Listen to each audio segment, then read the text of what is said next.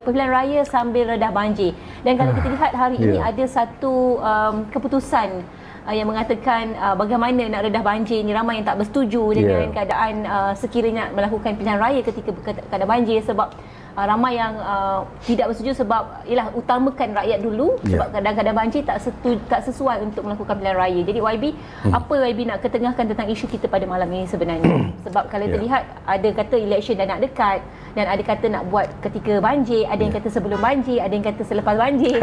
Jadi pendapat YB sendiri melihat situasi ini, dia macam agak masing-masing tarik tali. Bagaimana YB?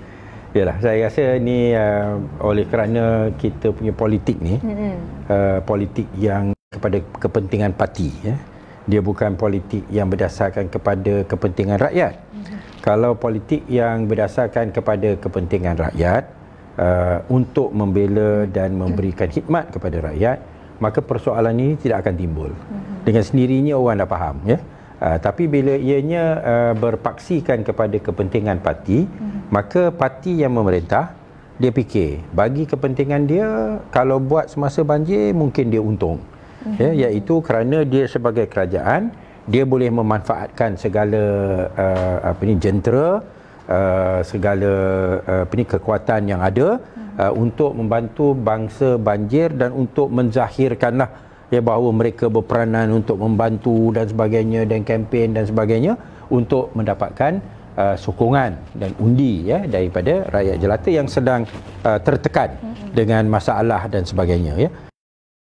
Nak ambil kesempatan, they want to capitalize atas penderitaan rakyat untuk mendapatkan sokongan untuk menang kembali dalam pilihan raya. Mungkin dia anggap bahawa kalau dia buat semasa keadaan yang biasa, dia susah nak menang, kerana banyak isu dan sebagainya. Tapi bila dalam keadaan rakyat sedang susah dan mereka yang datang turun untuk membantu dan sebagainya, mereka yang akan datang dengan bot bawa ke pusat mengundi dan sebagainya, maka mereka boleh menang.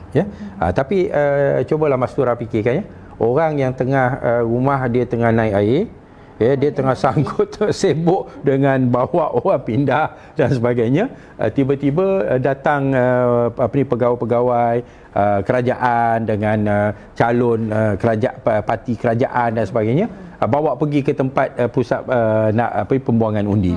Tidak, memang nampak langsung tidak prihatin.